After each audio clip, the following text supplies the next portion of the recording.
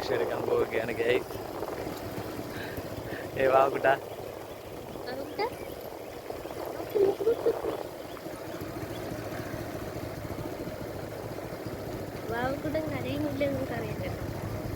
ഇന്ന് വാക്കുട്ട നല്ല കരച്ചിലായിരിക്കും. വാക്സിനേഷൻ എടുക്കാൻ എത്തി കഴിഞ്ഞു. വാവുകൂട്ടൻ നല്ല ഉറക്കമാണ്.